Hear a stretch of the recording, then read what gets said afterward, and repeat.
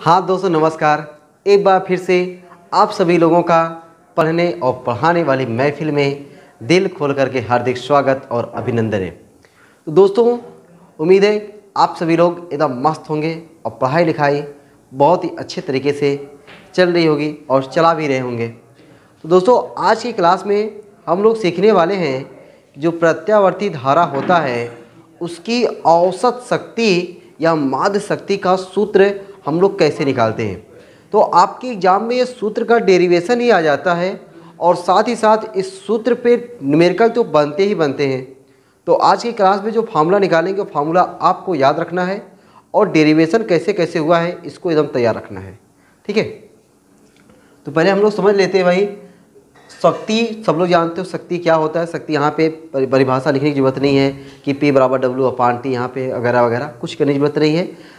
हमने क्या लिखा हुआ है कि यदि किसी प्रत्यावर्ती धारा परिपथ की किसी क्षण स्मॉल t पर, यानी अगर हम लोग धारा का समीकरण जानते ही हैं, अगर हम लोग मान लें कि धारा का समीकरण I बराबर I0 sin ओमेगा t पर या t के लिए ये धारा का समीकरण है, इस धारा के समीकरण के लिए अगर हमारा वोल्टेज का समीकरण V बराबर V0 sin omega t plus phi हो, मतलब इतना तो अभी आपको पता है कि धारा और वोल्टेज में जो वोल्टेज हमारा होता है वह धारा से कम भी हो सकता है, ज़्यादा भी हो सकता है। लेकिन यहाँ पे हमने क्या लिया है कि जो वोल्टेज वाला कलांतर है वह धारा वाले कलांतर से अग्रगामी है, ये लिया गया है। तो हो तो प्रत्यावर्ती धारा परिपथ की जो शक्ति है, शक्ति को हम लोग P से लिखते हैं और P बराबर फार्मूला होता है P बराबर VI। P का 3-4 फार्मूला होता है, हमने लिखवाया होगा। P बराबर VI बराबर I स्क्वायर R बराबर V स्क्वायर अपान R। तो हम लोग ये सब R वाला नहीं लगा सकते, हमको R पता ही नहीं है, हमको V और I पता है, इसलिए हमने फार्मूला क्या लगा दिया P बराबर VI। अब यहाँ से हमें डेरिवेशन करना है और हमें P के लिए फार्मूला निकाल के दिखाना है। अब यहाँ पे पूरा मैथमेटिकल होने वाला है। आपको यकीन नहीं होगा कि आप लोग कक्षा 10 में जो मैथमेटिक्स सीखे हो, जो त्रिकोणमिति पढ़े हैं, उन सब का यहाँ पे यूज होने जा रहा है, ठीक है। और कैसे कैसे यूज होने जा रहा है यही आपको देखना है और बढ़िया तरीके से इसको समझना है, ठीक ना भाई। चलो अब हम लोग यहाँ पे क्या करेंगे, सिंपल सी बात, P और V और I का मान रख दें। तो हमारा P बराबर हो जाएगा, V का मान क्या है V0 sine omega t plus phi, I का मान क्या है I0 साइन ओमेगा t। इतनी लाइन में, इस वाली लाइन में किसी कोई दिक्कत नहीं। अब दिक्कत थोड़ा सा होने जाएगी, ठीक है। दिक्कत देखो क्या होने जाएगी, यहाँ पे आपको फार्मूला पता होना चाहिए कि sine A plus B, sine A plus B का आपको फार्मूला पता होना चाहिए। देखो फार्मूला क्या होता है, पहले मैं लिख देता हूँ। यहाँ पर मैं लिख रहा हूँ साइन A प्लस बी का फार्मूला होता है sine A cos B plus cos A sine B। ये सब आप लोग कक्षा 10 में त्रिकोणमिति में ये फार्मूला पढ़े होंगे। साइन A प्लस बी बराबर sine A cos B plus cos A sine B। अब यहाँ पे अच्छा दिमाग में कैसे आएगा कि साइन A प्लस B, देखो यहाँ पे साइन ओमेगा t हो गया A और फाई हो गया B। यहाँ से हमारे माइंड में आना चाहिए कि साइन A प्लस B का हमको क्या करना है, फार्मूला लगाना है। अब लगाते हैं भाई यहाँ पे, तो A की जगह पर हो जाएगा ओमेगा t, B की जगह पर हो जाएगा कॉस फाई। तो P बराबर V0, अच्छा I0 को भी मैं यहाँ पे लिख दे रहा हूँ I0, यहाँ पे क्या हो जाएगा साइन A cos B। ये देखो ये ब्रैकेट लगा दे इसे, A की जगह पे ओमेगा t, B की जगह पे phi, sine A cos B plus cos A की जगह पे omega t cos A sine B और साइन B की जगह पे हो जाएगा फाई, साइन फाई, ठीक। अच्छा ये वाला ब्रैकेट है ऐसे लगा देते हैं। आगे हमारा क्या है, देखो I0 तुमने यहाँ पे लिख ही दिया था, sign omega t, sign omega t। ये फार्मूला है, इस फार्मूले पे हमने इसको प्रसार कर दिया। क्या बोलते हैं इसको, प्रसार कर देना, ठीक ना।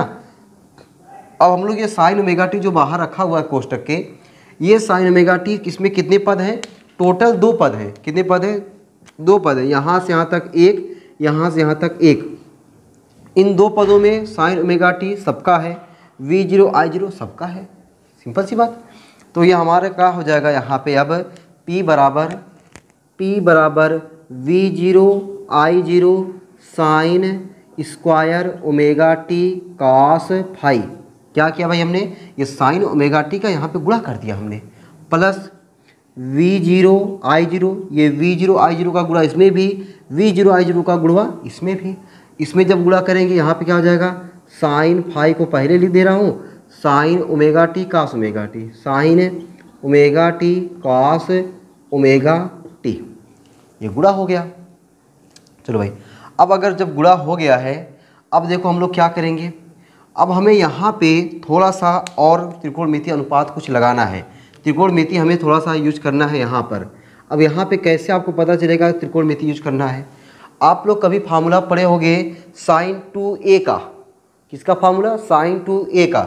देखो भाई ये फार्मूला पढ़े होंगे कभी, साइन 2a, साइन 2a बराबर क्या होता है, 2 sine a into cos a, ये फार्मूला कहीं ना कहीं जरूर पढ़े होंगे। और मैथ वाले तो भाई हमेशा मैथ में पढ़ ही रहे हैं, दिक्कत थोड़ा सा बायो वालों को होता है, ये सब जब चीज़ें आती है ना तो लोगों का दिमाग बायो वाला का ख़राब होता है, और मैथ वाले बड़े खुश होते हैं, कहते हैं ये सब चीज़ तो मैं बराबर पढ़ रहा हूँ। वो जब ऐसे वीडियो देखेंगे ना स्किप कर देंगे कि सर बहका रहे हैं, पता नहीं क्या चीज़ें देर तक बता रहे हैं।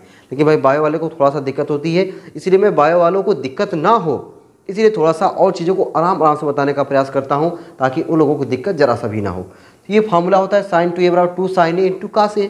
तो यहाँ पे साइन a कास a दिखाई दे रहा है, साइन a कास a दिखाई दे रहा है, कमी किसकी है, 2 की।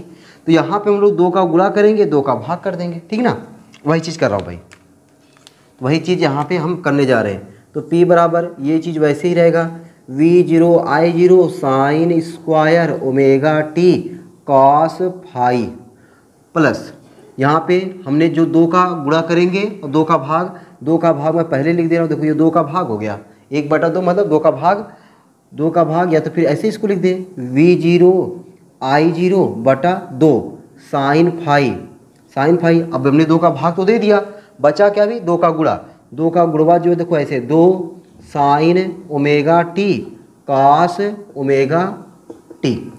बात क्लियर होगी ना, ये यहाँ पे ये चीज़ आपका है, यहाँ पे 2, यहाँ पे ये क्या हो गया, गुणा हो गया, और यहाँ पे 2 का भाग हो गया। अब ये 2 sine a cos b, 2 sine a cos b क्या होता है, साइन 2a होता है। तो मैं यहाँ पे पहले फार्मूला लिख ही दे रहा हूँ, फार्मूला क्या हो जाएगा, साइन 2a बराबर 2 साइन a कास a, ठीक ना। तो P बराबर हमारा क्या हुआ, P बराबर V0 I0 कास फाई को मैं पहले लिख दे रहा हूँ, cos phi sine square omega t plus V0 I0 sine phi बटा 2 है, ये आपका क्या हो जाएगा, 2 sine a cos a, 2 sine a cos a किसके बराबर होता है, साइन 2a के बराबर होता है। यहाँ पर आपका हो गया साइन 2a का काम यहाँ पे कौन कर रहा है, ओमेगा टी कर रहा है, ठीक ना मेरे भाई। यहाँ तक आपको डेरिवेशन समझ में आया, कुछ ऐसा डेरिवेशन तो नहीं हुआ जो आपके पल्ले से बाहर जा रहा हो, सब कुछ आप कह रहे हो पता नहीं क्या चल रहा है, ऐसा तो नहीं हो रहा है ना। चलिए, ऐसा होना भी नहीं चाहिए, अगर थोड़ा सा हो रहा हो ना फिर आप पीछे जाओ, पीछे से एक बार देखो, थोड़ा सा स्पीड बढ़ा करके देखोगे आपको समझ में आ जाएगा, ठीक है ना। अब ये तो हमें P मिल गया, अब हमें जो औसत शक्ति चाहिए, क्या चाहिए, देखो यहाँ पे फार्मूले में क्या लिखा है, औसत शक्ति। अभी हम क्या निकाले हैं, केवल शक्ति निकाल रहे हैं, औसत शक्ति चाहिए। अब औसत शक्ति निकालना है, क्या करना हमको, औसत शक्ति निकालना है। अब औसत शक्ति हम लोग निकालें पूरा एक चक्र के लिए, और एक चक्र का समैया क्या होता है, 0 से बड़का टी, 0 से बड़का टी। हमें क्या चाहिए, एक पूर्ण चक्र के लिए औसत शक्ति। अभी तो क्यों शक्ति आया है, हमें क्या चाहिए, एक पूर्ण चक्र के लिए औसत शक्ति, ठीक ना। चलो भाई, अब इसको हम मिटाते हैं, ये वाली चीज़ हमने देखो भाई यहाँ पे लिख दिया हुआ ना, ये इसको मिटा दे हैं। तो एक लाइन लिख दे, क्या, एक पूर्ण चक्र के लिए औसत शक्ति, एक पूर्ण चक्र के लिए औसत शक्ति, एक पूर्ण चक्र के लिए औसत शक्ति, एक पूर्ण चक्र के लिए औसत शक्ति या सामर्थ्य, दोनों बातें की है। उसको हम लोग क्या लिखेंगे, P बार, क्या लिखेंगे, P बार बराबर एक पूर्ण चक्र का समैया क्या होता है, 0 से कैपिटल T, 0 से कैपिटल T P dt बटा कैपिटल T। अरे मेरे भाई, जैसे हम लोग औसत धारा का मान निकाले थे, धारा का वर्ग माध्य मूल मान निकाले थे, ऐसे कुछ किए थे ना, वही चीज़ यहाँ पर भी है। अब यहाँ पे हम लोग पूरा यहाँ पे देख रहे हो इतना बड़ा पी का मनवा रख करके डेरिवेशन करने वाले नहीं हैं, ठीक ना, पूरा डेरिवेशन करने वाले नहीं है, बस केवल मान रख करके आपको काम चलाओ कराते हैं। बाकी बता देते हैं इसका समाकलन इतना होता है, क्योंकि इतना बड़ा लंबा डेरिवेशन करने की कोई ज़रूरत नहीं है, ठीक ना। बाकी करना चाहते हो तो कर सकते हो, अभी बता रहा हूँ, देखो जरा थोड़ा सब्र करो। पी बार बराबर 1/t समाकलन 0 से कैपिटल टी। पी का मनवा देखो हमारा यहाँ से यहाँ तक है, यहाँ से यहाँ तक है। जब यहाँ से यहाँ तक है तो एक बार हम लोग पी का मनवा रख ही देते हैं। जब पी का मनवा रख ही देते हैं क्या हो जाएगा, v0 cos phi sine square omega t, यहाँ तक हो गया, प्लस भाई क्या v0 बटा दो sine phi sine 2 omega t. यहाँ पे ब्रैकेट ऐसे लगा करके, यहाँ पे ब्रैकेट जब लगा देंगे तो हम लोग क्या लिखेंगे, dt, यहाँ हो जाएगा dt, ठीक। अब यहाँ पे कितने पद हैं आपको दिख रहा है, 2 पद हैं, एक पद ये, एक पद ये, दोनों पदों का हमारा क्या हो जाएगा, समाकलन करना पड़ेगा।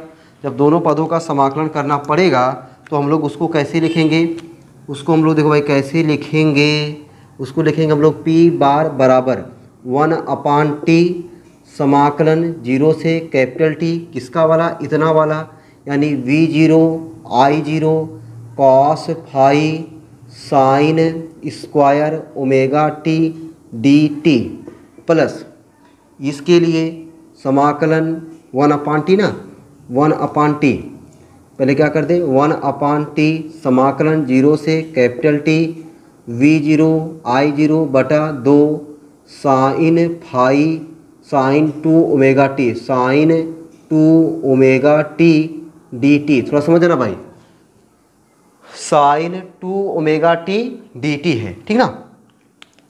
ये देखो इतना लंबा हो रहा है, मैं चाहता था कि कम से कम करूं, लेकिन फिर भी चाह रहा हूँ थोड़ा सा बढ़ा दे रहा हूँ। लेकिन अब देखो कम ये करना है कि हमें यहाँ पे sign square omega T dt, अगर आप थोड़ा सा याद करो कि मैंने जब आपको बताया था कि वर्ग माध्य मूल मान वाले में साइन स्क्वायर ओमेगा टी आया था, साइन स्क्वायर ओमेगा टी का हम लोग चेंज किए थे कास के पदों में 1 - cos 2 ओमेगा टी अपान 2। तो अब हमें यहाँ पे चेंज करने की जरूरत नहीं है, डायरेक्ट हम लोग बताएंगे कि हमारा इतने का समाकलन इतना होता है, इतने का समाकलन क्या होता है, इतना होता है। चलो देखो भाई कैसे, यहाँ पे सिंस, देखो सिंस मैं लिख रहा हूँ कि एक लाइन और कर दे, क्या एक लाइन और थोड़ा बाहर कर दे तब ना, एक लाइन पहले मैं जितने कांस्टेंट पद बाहर कर दूँ, एक लाइन देखो जरा, पी बार बराबर 1/t, ठीक है। ये फिर या फिर ऐसे है, इसको मैं ऐसे लिख दे रहा हूँ v0 cos फाई, ये कांस्टेंट पद हो गया, v0 cos फाई समाकलन 0 से कैपिटल टी से पहले हमारा क्या है, 1/t है ना, 1/t है। तो यहाँ पे क्या लिख दें, गुणे कर दे रहा हूँ, ठीक है, बाहर हो गया है, गुणे समाकलन 1/t समाकलन 0 से capital T sign square omega T dt plus इसमें कांस्टेंट पद को बाहर करते हैं, v0 बटे 2 साइन फाई कांस्टेंट पद बाहर, गुणे 1/t समाकलन 0 से कैपिटल टी क्या बचेगा, sine 2 omega T dt, sine 2 omega T dt, ठीक है। अब यहाँ पे आ गया हमको समाकलन करने को, किसका, इतने का समाकलन करें और इतने का समाकलन करें। तो भैया हम लोग यहाँ पे समाकलन करने वाले नहीं हैं, ठीक ना, समाकलन करने वाले नहीं हैं। अगर आप चाहते हो समाकलन कर सकते हो, लेकिन मेरा सजेशन ये है यहाँ पे हम लोग समाकलन नहीं करें, बस जाने कि यहाँ से यहाँ तक का मान कितना होता है और यहाँ से यहाँ तक का मान कितना होता है, ये अगर हमें पता है बस डायरेक्ट हम लोग मान निकालते हैं। तो मैं वो डायरेक्ट चीज़ आपको बता रहा हूँ कि अगर आप समाकलन करके चेक कर सकते हो इसका समाकलन कितना आएगा और उसका समाकलन कितना आएगा, ठीक ना। चलो भाई इतना तो पहले आप लोग नोट करो, तो मैं बता रहा हूँ उसका मान कितना आता है, ठीक। मैं साइड हो गया हूँ, आपने स्क्रीनशॉट वगैरह ले सकते हो, ठीक है, जम के स्क्रीनशॉट लो और जम के लिखो और जम के शेयर भी करो, ठीक है। अगर क्लास पसंद आ रही हो तो, नहीं पसंद आ रही हो तो मत शेयर करना, ठीक है, ताकि अपना भी भला हो और दूसरे का भी भला हो। अगर अपना भला नहीं हो रहा है तो कहाँ शेयर करेंगे भाई, ठीक ना। चलें तो हमने बताया था ना कि स्टार्टिंग में कि आपका ये पूरा ये जो टॉपिक है ये पूरा डेरिवेशन पे होने वाला है।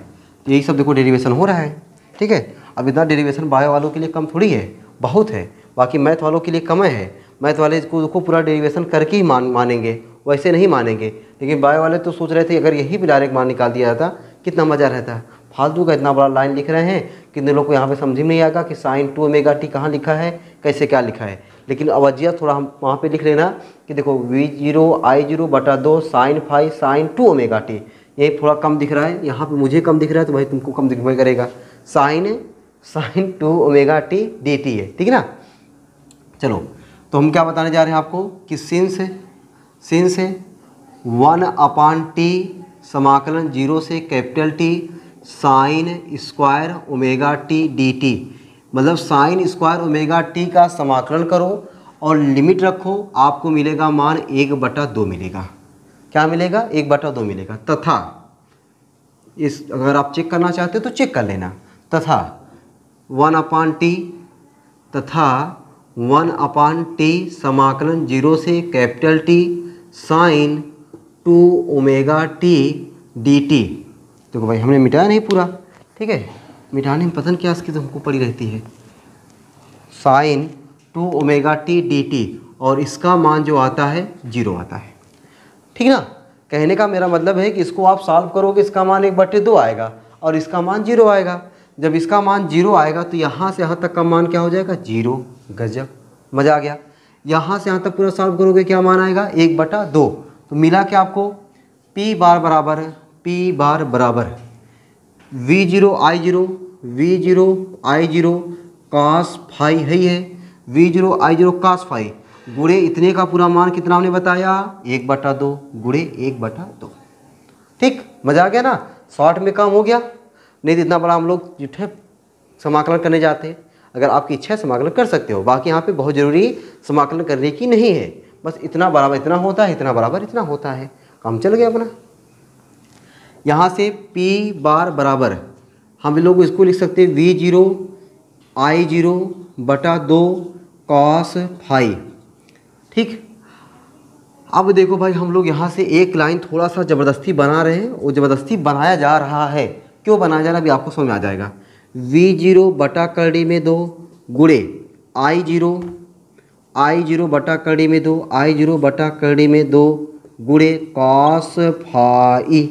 गुणे cos फाई। अब आपको ये समझ में आ रहा, दिमाग में चल रहा होगा कि सर आप कर्डिम दो काहे लिख दिए, हमें कैसे पता चलेगा ये कर्डिम दो लिखा जाएगा। मेरे भैया ऐसे याद करना है, कर्डिम दो इसलिए लाया गया है क्योंकि V0/√2 का मान कुछ होता है, I0/√2 का मान कुछ होता है। तो आपको यस सर होता है। V0/√2 का मान होता है VRMS, I0/√2 का मान होता है IRMS। वही बनाने के लिए किया गया है, ठीक ना। तो क्योंकि सवाल में आपको VRMS IRMS के रूप में देगा, ठीक है, या नहीं देगा तो हमको वहाँ पे बनाना पड़ेगा। तो यहाँ पे ये फार्मूला बनाने के लिए किया जा रहा है। तो P बार बराबर V0/√2 क्या हो गया? VRMS गुणे I0/√2 किसके बराबर? IRMS गुणे cos फाई गुणे क्या हो गया? cos phi. यही हमारा क्या आ गया? औसत शक्ति या सामर्थ्य का सूत्र आ गया। यही हमारा क्या आ गया? यही प्रत्यावर्ती धारा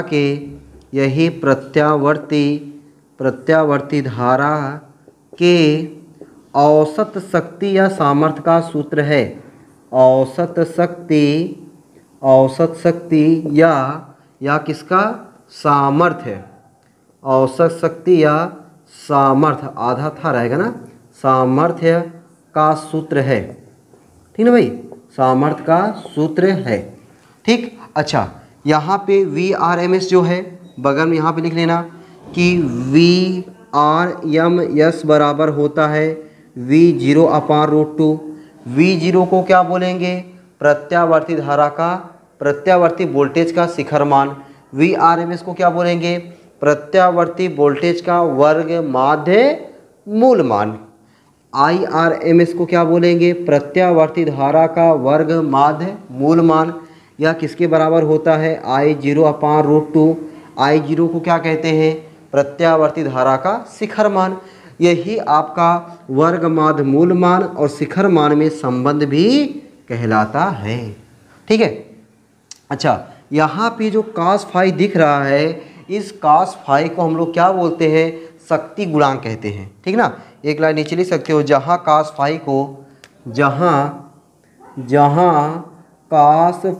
को परिपथ का शक्ति गुणांक कहते हैं। परिपथ का शक्ति गुणांक कहते हैं। क्या कहते हैं? शक्ति गुणांक कहते हैं। किसे? cos फाई को शक्ति गुणांक कहते हैं। cos फाई हमारा क्या यहाँ पे? शक्ति गुणांक है, परिपथ का शक्ति गुणांक है। तो ये डेरिवेशन मज़ा आया, समझ में आया? कोई दिक्कत परेशानी तो नहीं हुआ ना समझने में? उम्मीद है मज़ा आया होगा ये डेरिवेशन निकालने में। ठीक ना दोस्तों, चले भाई, तो हम लोग आज की क्लास यहीं तक रखते हैं कि एक आध टॉपिक और देख ले। भाई टाइम कितना हुआ है उस हिसाब से एक आध टॉपिक और देख लेता हूँ। टाइम कहीं ज़्यादा तो नहीं हो गया है? अभी टाइम 21 मिनट हो रहा है भाई। ठीक है, चलो हम लोग 5-10 मिनट के लगभग एक और टॉपिक है, उसको इसमें कवर कर देते हैं ना। चलिए, तो आप लोग नोट कर लिए होंगे। ठीक है, नोट कर लिए होंगे। तो हम लोग क्या देखने वाले हैं? अनुनादी परिपथ। ठीक है, पहले आप नोट कर लो, थोड़ा सा मैं इसको लिख दूं पहले से, तब जाके आपको समझाऊं, ताकि वो कम से कम समय में आपका हो जाए। हाँ तो दोस्तों, हमने बताया कि अब हम लोग एक टॉपिक बचा हुआ अनुनादी परिपथ। तो अनुनादी परिपथ के बारे में हमने इसलिए पहले लिख दिया हुआ है ताकि आपको लिखने में और समझाने में भी हमें आसानी हो, कि कम समय में हम समझा सकें। ठीक है, नहीं तो इस चीज़ को मैं बोलता आप समझ नहीं पाते, पता नहीं क्या बोल रहे हैं। ठीक है, तो हमने क्या किया, पहले लिख दिया हुआ है। अच्छा, अनुनादी परिपथ का क्या होता है?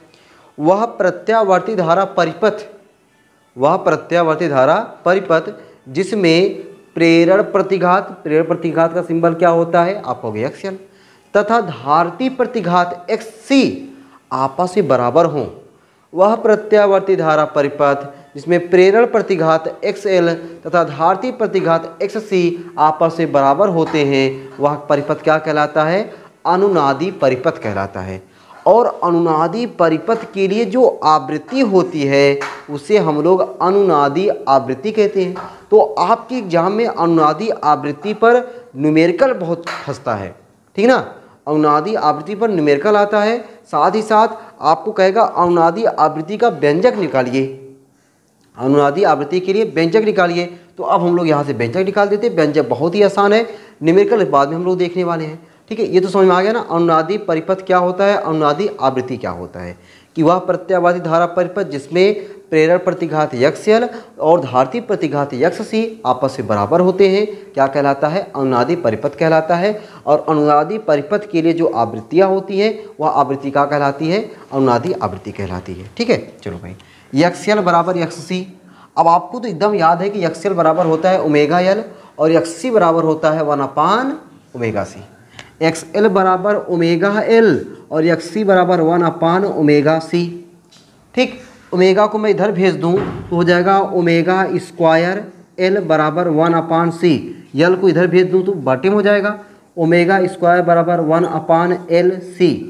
अच्छा, ओमेगा स्क्वायर बराबर 1/LC है, तो ओमेगा बराबर क्या हो जाएगा? ये करड़ी में हो जाएगा, करड़ी में 1/LC।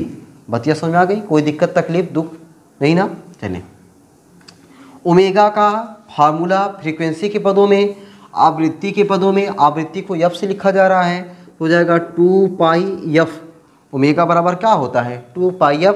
2πF बराबर करड़ी में है, तो अच्छा देखो, एक करड़ी में हो चाहे ना हो, वो हमेशा बेचारा जिंदाबाद है, उसे करड़ी से कोनो मतलब नहीं है, उसको कोई रोक नहीं सकता। लो भाई, जब तुम्हें कोई रोक नहीं सकता, मैं कहाँ रोकूँ? बाहर कर दिया हमने इसको। F बराबर क्या हो जाएगा? 1/2π करड़ी में LC। बस यही हो गया। यही क्या है? अनुनादी आवृत्ति का व्यंजक है। यही है, छोटा सा है, ठीक ना, छोटा सा है बेचारा, प्यारा सा। यही अनुनादी आवृत्ति का, यही अनुनादी आवृत्ति का व्यंजक है। यही अनुनादी आवृत्ति का व्यंजक है। यही अनुनादी आवृत्ति का क्या है? व्यंजक है। ठीक ना भाई? चलें, तो अब हमारा जो चैप्टर में बचा जो है, हमारा एक डायनमो बचा हुआ है। ठीक है, प्रत्यावर्ती धारा डायनमो, और एक हमारा बचा हुआ है ट्रांसफार्मर। तो इन दोनों चीज़ों को हम लोग सीखेंगे इसके पहले न्यूमेरिकल को सीखने के बाद। जितनी चीज़ें हमने पढ़ी हुई है, ठीक है, जितनी भी चीज़ें हमने लगभग आपका 10-11 वीडियो हो गया है। इस 10-11-12 वीडियो में जितने भी टॉपिक हमने पढ़ा हुआ है, इन सारे टॉपिक पे कम से कम 5-6 वीडियो लगातार न्यूमेरिकल सीखेंगे और उन न्यूमेरिकल को सीखने के बाद हम लोग ट्रांसफार्मर और डायनेमो को सीखेंगे, ठीक है ना। तो अब जब वीडियो आपको मिलेगी उसमें हम लोग क्या सीखेंगे, न्यूमेरिकल को सीखने वाले हैं। तो उम्मीद करता हूँ कि आज की क्लास में जो भी हमने सीखा हुआ है, ठीक है, वो एक हमने शक्ति वाला फार्मूला निकाला, P बार बराबर VRMS गुणे IRMS गुणे cos फाई, वो आपको याद करना ही है। और यहाँ पे F बराबर 1/2 पाई कर डी में LC, याद रहेगा ना। चलिए भाई, अब और फार्मूले जितने भी हमने निकाले हुए हैं ना, वो फार्मूले आपको याद तब हो जाएंगे जब उस पर हम लोग न्यूमेरिकल लगाएंगे।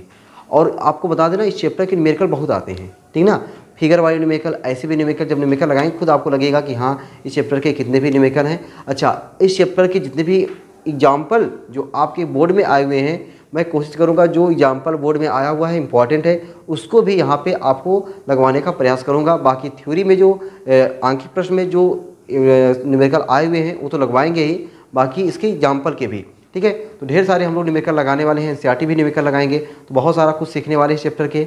फिर ये सब अगले वीडियो में ना, तब फिर चलें आप लोग ऐसे ही हंसते रहो, मुस्कुराते रहो, पढ़ाई लिखाई को शानदार ज़बरदस्त तरीके से करते रहो। चलते भाई, फिर सबको बाय बाय।